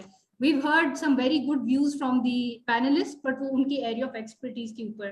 Since you're a PhD candidate, I'd like a more economist point of view on the impact of this. Please, over to you. Thank you very much. First of all, I would like to thank Dr. Nabi, CDPR, and IGC for including me as a part of this. As a part of this panel. Very vibrant discussion has already taken place. I think Sir Gilani نے جو پہلے چیزیں government کے point of view سے explain کر دی ہیں. I think that's very comprehensive. It's heartening to hear کہ کیا کیا گورنمنٹ اس میں چینجز لے کے آ رہی ہے. اور جو شوکت صاحب, سوری عمر صاحب, شوکت صاحب آپ پلیز میوٹ کر لیں گے اپنا مائک. جی میم, تھینک یو. اور جو تھوڑے سے larger macro economic broader issues ہیں امپورٹ ایکسپورٹ کے پوائنٹ آف ویو سے بھی, آئی تھنک وہ مس نظر نے اور مسٹر ووڑا نے آلریڈی وہ ہائی لائٹ کر دیے ہیں. تو تھوڑا سا میں یہ بتانا چاہوں گا کہ گورنمنٹ پرائسز کنٹرول کیسے کرتی ہے. I think the most کنسپیکیوس is جو ہم پرائس کنٹرول میجسٹریٹس کے تھرو کیا جاتا ہے. اور as an academic if I think about it, I am not a big fan of it, and allow me to explain why. ہماری جو and this is directly coming from my experience as administrator of the fruit and vegetable market Lahore, Badami Bagh. تو ہماری جو price list کیسے determine ہوتی ہے کہ کیا آج کا ریٹ ہوگا, جو قیمت آپ کے اوپر بھی آتی ہے. इमेजिन करें कोई कमोडिटी है, उसकी होलसेल जब होती है तो उसकी जितने भी होलसेल के लॉट्स होते हैं उस दिन जो बिकते हैं उसकी एवरेज प्राइस ली जाती है और उस एवरेज प्राइस को यूज किया जाता है to determine the rate for the next day. उस होलसेल प्राइस में 15% 16% मार्कअप डाला जाता है और अगले दिन का वो रेट लिस्ट बनती है. वो रेट लिस्ट होती है जिसकी बेसिस पे प्राइस कंट्रोल मैजिस्ट्रेट्स अपने फाइन्स करते हैं या इन्फोर्समेंट करते हैं. They go to shops and they see. अब average is a measure of central tendency. उसमें कुछ कीमतें होंगी, किसी बंदे ने जो ज्यादा महंगा खरीदा होगा, naturally there has to be some numbers above the average and there are some numbers that are below the average. The people who buy for a higher price, वो जब मार्केट में जाते हैं तो वो जो 10-15% मार्कअप होता है वो उनके लिए श्रिंक कर जाता है, बिकॉज वो तो एवरेज के ऊपर है 10-15% markup, not the actual price that they paid. तो उस 15% के अंदर हो सकता है उनको इवन घाटा पड़ रहा हो या नुकसान हो रहा हो. And there are others who are also gaining from this process. तो इसमें there are other factors, for instance जो लोग बहुत ज्यादा बल्क में खरीदते हैं उनको लो रेट मिलता होगा, जिनके ज्यादा कनेक्शंस हैं, नेटवर्क्स हैं विद आरटीज एटसेट्रा, उनको लो पड़ता होगा, जिनके नहीं है, जो स्मॉलर क्वांटिटी में खरीदते हैं, सिंपल इकोनॉमिक्स. तो हमारी जो जब कीमत ये लग जाती है और जब प्राइस कंट्रोल मैजिस्ट्रेट जाके उस पर इन्फोर्समेंट करते हैं, तो आप लोगों ने देखा होगा in many stores in Lahore and some of the other cities, DC control list का एक काउंटर होता है जहाँ पे सब्जियां पड़ी होती हैं. Now the distortionary effect that price control has is कि उस काउंटर के अंदर आपको नॉर्मली काफी रबिश क्वालिटी के फ्रूट्स और वेजिटेबल्स मिलते हैं. Naturally, if they are not making a profit of it or they think that they should be making higher profit, तो उसके अंदर वो रख देते हैं और जो बेहतर क्वालिटी की चीजें होती हैं they put it at a higher rate. तो कंज्यूमर का डायरेक्टली एक तो ये लॉस होता है. दूसरा ये होता है कि जब इसके अंदर जाके इन्फोर्समेंट की जाती है और फाइन्स किए जाते हैं, तो we have to understand that the number of retailers and the number of vendors far exceeds the number of price control magistrates. और price control magistrates serving officers होते हैं who have many other jobs as well. तो एक दिन में 2-3 vendors को आप maximum जाके इसको करते हैं, but they can continue doing that as long as the expected value of the return from charging higher the next day is positive, they will continue to do that. तो मेरे ख्याल से, और इसके ऊपर literature also indicates this, there is a lot of literature and I think it focuses in Africa कि जो price control की जो एक्टिविटीज होती हैं, regulation of the government, they encourage fraud and they disincentivise further up in the supply chain जो farmers होते हैं to innovate and to come up with new procedures and to invest in packing processes which minimise post harvest losses, because उनका naturally जो आरती को जितना मिल रहा है it goes up the supply chain retailer से लेके ऊपर तक. And instead maybe we could think about regulation that focuses more on proper handling and better procedures, things that consumers care about. तो हमारी जो इसके अंदर अभी सर गिलानी ने मेंशन किया that the agriculture department has collected data on Aartis. It was not existent back in 2018-19 when I was serving, और ये एक बहुत बड़ी एक गैप है जो कि कंप्लीट की गई है. And it's heartening to hear कि वो collect हुआ है. The next stage now would be to link the Aartis that are sitting in some of these larger markets with the farmers that are selling to them, so that we can understand कि farm gate और mandi gate जो कि wholesale price है उसमें जो pie है how it is being split between the middleman and the farmer. हमारा जो there are so I'm talking about local middlemen. एक तो सर ने मेंशन किया फड़िया होता है, वी आल्सो हैव आरती दो किस्म के होते हैं, कच्चा होता है, पक्का होता है. I'll not get into the details. और एक व्यापारी होता है. व्यापारी इज द इन्वेस्टर जो कि एग्रीगेशन एक्टिविटी करता है, वो बहुत सारे छोटे फार्मर से he will buy it and then he will sell it at a later stage at a higher price because और काफी बार व्यापारी ये करते हैं कि पूरा खेत before it is harvested खरीद लेते हैं.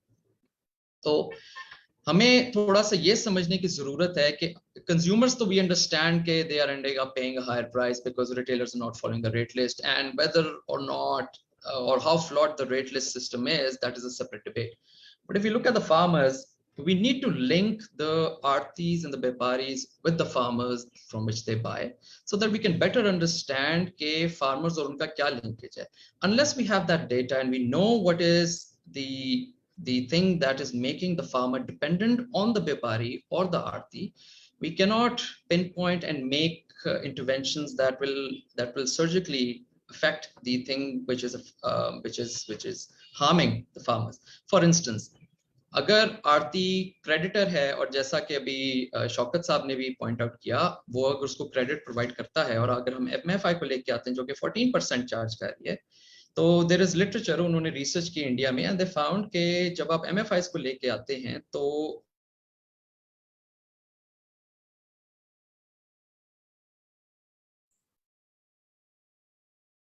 Hello. लोगों की डिपेंडेंट ऑन आरती और भी ज्यादा अगर हम MFI को should intervene maybe it is a very low or nominal rate to the farmers if that is what is causing. अब fresh produce के साथ storage is a big issue. टमाटर फॉर इंस्टेंस उसका जो क्वांटिटेटिव लॉस होता है post harvest it is around 25% even in the US. Pakistan जैसे मुल्क में it is even higher. There are some best practices बाहर आलू की अगर आप ले लें मिसाल तो उधर एक सिंपल बेस्ट प्रैक्टिस है कि you do not stack more than 12 sacks one on top of the other. हमारे यहाँ अगर आप कभी ट्रक देखें तो वो बहुत ज्यादा होता है. तो what happens is that the lower stacks and up getting crushed. तो वो दैट इज द लॉस और उस लॉस को the buyer knows and the seller knows और उस लॉस को इनकॉर्पोरेट करके जो प्राइसेस की बिडिंग और वो सारी चीज की जाती है. The reason we need to know कि पाई कैसे स्प्लिट हो रही है बिटवीन द होलसेलर, द आरती, द व्यापारी and the farmer is because we need to know कि जब ऑक्शन की जाती है बदामी बाग फॉर इंस्टेंस मंडी में, और बदामी बाग इतनी बड़ी मंडी है कि ये पूरे लाहौर डिवीजन को अफेक्ट करती है. The division has many other districts in it और इसका जो रेजिडुअल इफेक्ट होता है दूसरे डिविजन्स में भी जाता है. तो आरती जो बिड प्राइस का फ्लोर सेट करता है जिसके बाद उसके ऊपर बिड चलती है, how is that bid floor being determined by the Aarti?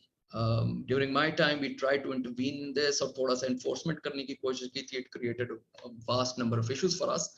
But the key over here is to understand how the bid floor is being determined. If the bid floor is already incorporating a profit for the RT who is carrying out that sale, uske upar wo pe 2, 3, 4, 5% commission bhi le raha hai, then the bid floor is where we can actually cut down the losses, cut down the price and end up with a rate which is favorable for consumers. The reason we need to understand the pie is so that we can understand how to reform this whole middleman business. We cannot do away with it. It's too integrated. We need to reform it. And how to reform it such that the farmer also ends up with a higher share of the pie. और I think इसके अंदर जैसे मैं पहले भी mention कर चुका हूँ, the linkages that we require, the network mapping that we need to do, that is going to play a very important role. इसके ऊपर already हम International Growth Center के साथ और Dr. Nabi is also part of it. हम इसके ऊपर already we have started work and we are trying to get data from the Pakistan Bureau of Statistics. उन्होंने भी मौजा सेंसस से complete किया है जो कि हर मौजे का बताता है कि कितनी स्टोरेज फैसिलिटीज हैं, कितने एनिमल्स हैं, क्या काश्त होता है, everything. And we want to integrate that with some of the data that is available with the Department of Agriculture in Punjab. We have not gotten to the stage where we approach the Department of Agriculture Punjab yet, but it is heartening to hear they already are collecting data, and we hope to work with them to generate more data, more evidence and analysis which will help the Department of Punjab to make pinpointed interventions that will help control the volatility and the rise in these food costs, and also the spatial differences between prices of these fresh produce in particular. Thank you very much, Umar Saab. Very, very encouraging points, and it's good to know that you're already working closely with this growth center on some of these policies. Before we don't have a lot of time and a lot of questions because it's a live session online. We have a lot of questions coming in from the audience. I'd like to ask Namar Saiba one question before we move on to the Q&A session. Ms. Namar, can you please shed some light on how do the other comparator countries basically, how do they manage such shocks? And how do they manage inflation? I believe some of the countries do have a very strong market intervention sort of an approach. But I'd like to hear how some of the countries that are doing well, that those that have managed food inflation, how are they dealing in this? Please. Thank you.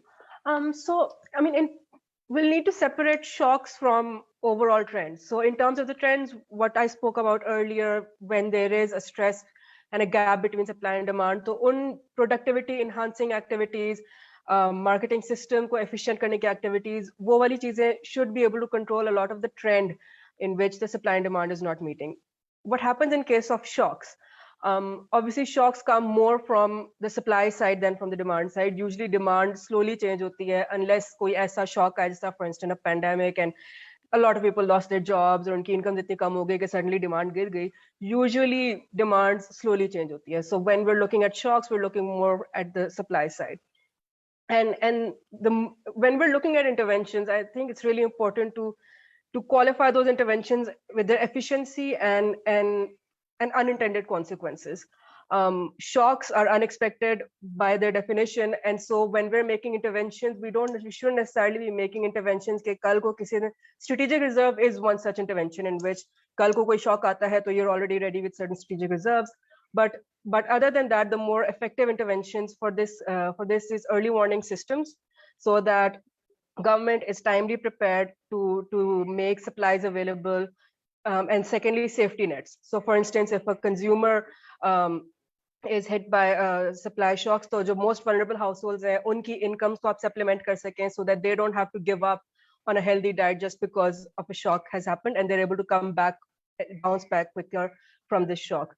Insurance systems so that the producers are able to bounce back quickly, because once, for instance, when 2010 flood happened, it took a long time for the producers to be able to come back to productive levels, because people lost their animals, they lost their infrastructure, they lost so much that to be able to invest again to farm was very difficult, and it took a few years for the trend to actually come back.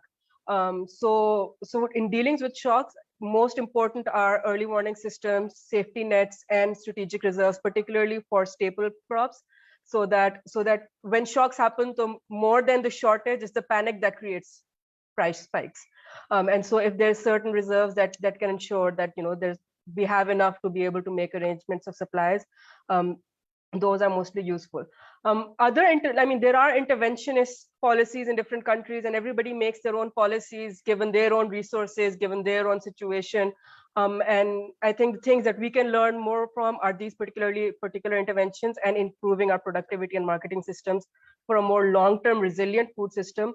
Because interventions so har kuch apne cash flow ke lihaz se, apni economy ke lihaz se, subsidies को बहुत है जो हमसे बहुत ज्यादा भी देते हैं, हमसे कम भी देते हैं. Everybody makes their policies based on their own situation.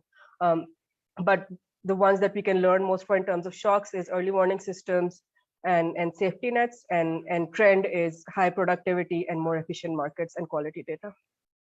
Thank you. Thank you, Ms. Namash. Taking the conversation forward, Asad Saab, in चार जो Ms. Namash ने बताया, insurance system, social safety nets, early warning system, and strategic reserves. Can you please shed some light on what the government policy is in these areas, and whether going forward इसके ऊपर कुछ काम होने जा रहा है?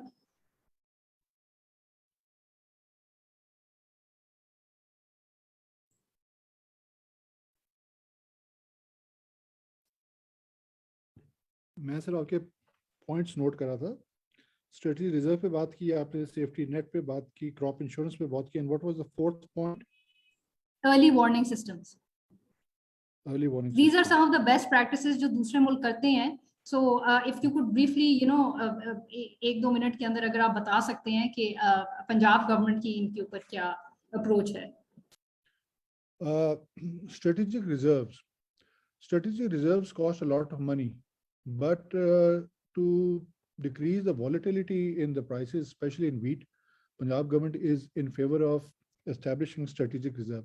Normally, the level of the strategic reserve is about 1 million tons, and 1 million tons as a rule of thumb with the prices these days, they cost about 50 billion rupees. The question then becomes is whether the government of Punjab can afford to keep a 50 billion rupee fund aside to create this safety reserve, especially when the GDP is not too high, and the annual development portfolio in terms of billions of rupees is on average 400 billion rupees. So that creates a significant dent in the annual development portfolio. Safety nets, we conform to the safety nets of the federal government. Previously, it used to be the Benazir Income Support Program, and the Benazir income support program had a specific level. I think it was the 27th percentile, but this year this has been increased to the 33rd percentile.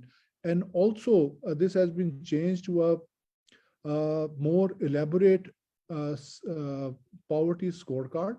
And that elaborate poverty scorecard is now called the EHSAS program. And there is a survey going on as we speak of the EHSAS program. What we are going to do— Socio-economic household survey. What we are going to do eventually is give subsidy to all those people who are below a certain level.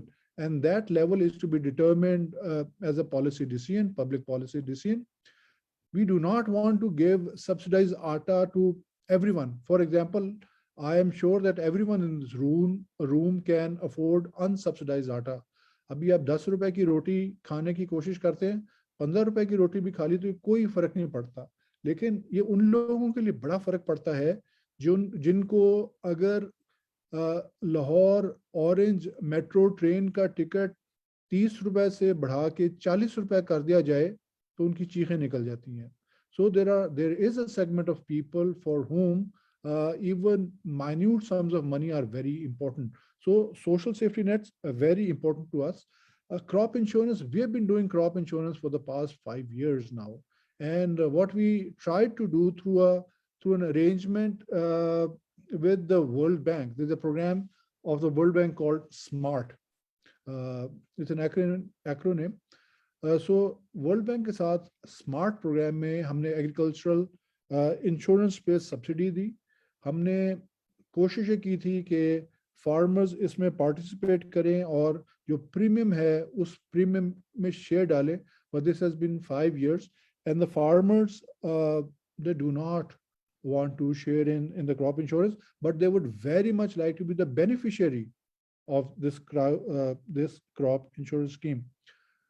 Early warnings. We study the market trends, and by now our study is quite sophisticated. Omar Gondal was talking about trends, and we also look at these trends. For example, talking about tomato, I can today tomato costs in retail between 40 to 15 rupees per kg, but I can say with a certain degree of certainty that come 15th November, this would be not available even at 200 rupees a kg. Why? Because there is not going to be any supply in the market because of the seasonal variation. We would have to go to either Afghanistan or Iran or both. So what we do is, because we have these early warning systems, we have forecasting committees. We have constituted these forecasting committees, and we recommended it to the federal government as well to create these forecasting committees. What we advise our artis that they should go to maybe Jalalabad and Kabul and maybe go to Iran and enter into contracts with the artis over there for supply. There should not be any supply side constraints, so that there is not a market shock. So if we do not do forecasting, if we do not have an early warning system, then there's going to be volatility, and then there's going to be a public outcry over the sudden increase in the prices. For the people, it's going to be sudden increase, but we know that this is going to happen, and this happens every year. So we cannot fully mitigate through our early warning systems the price hike, but we can compensate it to some extent through our administrative actions. Thank you. Thank you very much, Asad Saab. Now I'll move on to the questions that are being posted by the audience. I'll start with Ishfaq Khan Saab. Asad Saab, again, this is directed to you. Ishfaq Khan Saab asked, how does the government decide the magnitude of subsidy on different agriculture inputs like the fertilizer, seed, etc., and how much subsidy is expected to be given to these in the future? Is this subsidy enough to get the anticipated results that you would like to see in increased yields? Okay. So this year we are looking, let me give you a context first. आपको wheat crop के ऊपर our recommendation is 1 bag of DAP at least for every acre. This year wheat was sown at 10.6 million acres. However, not every acre got treated to 1 bag of DAP. Had we given, we are giving 1,000 rupees per bag subsidy. Had we given 1,000 rupees for this amount of subsidy, it would have costed us 10 billion rupees. For Rabi and Kharif only for DAP, we see 30 million bags of DAP being used. For that, if we stick to our 1,000 rupees subsidy, this is going to cost the government of Punjab 30 billion rupees.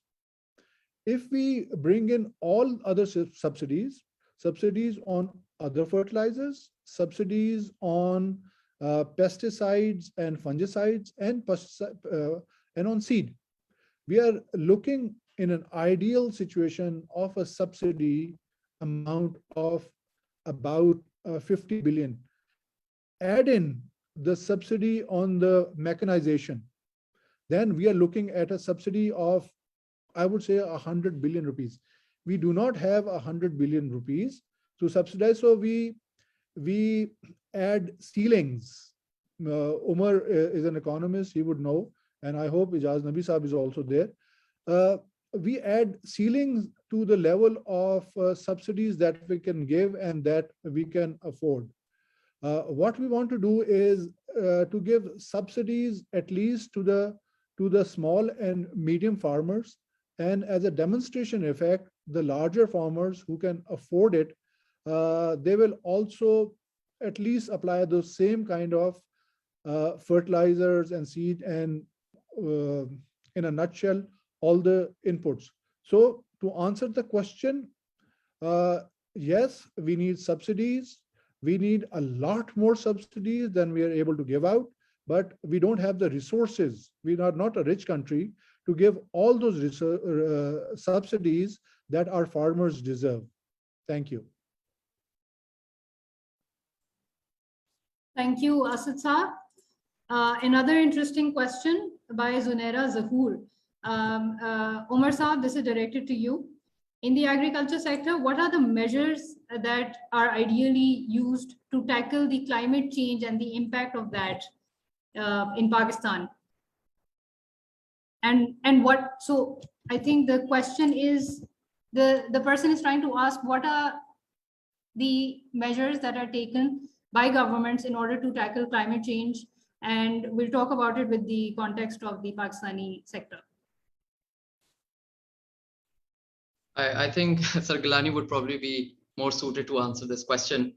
But I think we do have departments for this and a ministry, and climate change is something that needs to be tackled at the federal level, actually, not even at a provincial level. It's not a state level thing. It has to be a national level intervention. And as far as climate change is concerned, naturally, we can see that the length of the winters and the length of the summers is changing. And that probably does have an impact on the agricultural produce of the country. How much of that we can, because we are part of a bigger committee of nations, and climate change is not just occurring in Pakistan because of what Pakistan is doing. Every year in Lahore, we see smog, and the smog does not come solely because of what Pakistan is doing. It is happening across the border. And we cannot do anything about it because, well, it's India. So I think there is also a limitation on what the state can do as far as climate change is concerned. But I think there needs to be an awareness of this being an important thing, in particular water conservation and rainwater harvesting, and to protect our crops, etc., from climate-related diseases and other things that pose a shock to supplies. And that is all I have to say to it about this. I'll maybe take Thank a you, stab Mr. at Omar. this as well. Ji. So a quick answer is water situation. We have about 189 million acres of feet in our Indus Cascade. Out of that, about 125 million acres of feet of water is available to the irrigation, and about 20% of this water is also wasted during conveyance. So first of all, to mitigate the water losses and the change in climate, and especially change in the rain patterns, what we have done in Punjab is at least introduce the high efficiency irrigation system.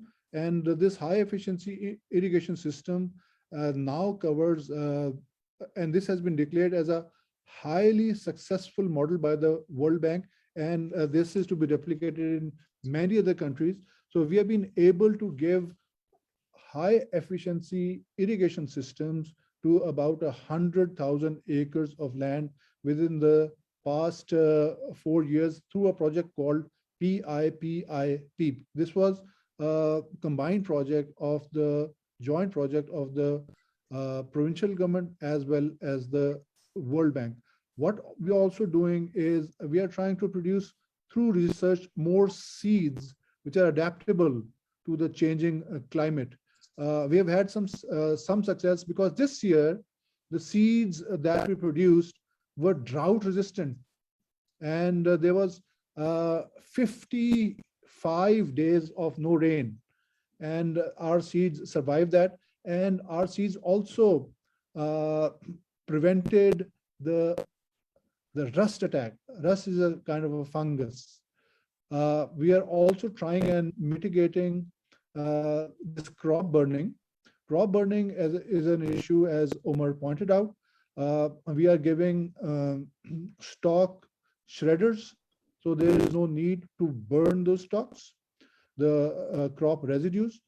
So, and lastly, this is a global transboundary, transnational phenomenon, and the whole committee of nations need to get together to solve this on a wider global scale. Thank you.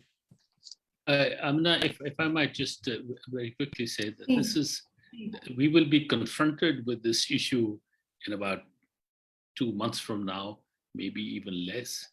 And I think we will have another webinar that focuses on the issue of crop burning and what that does to the quality of air in Punjab cities.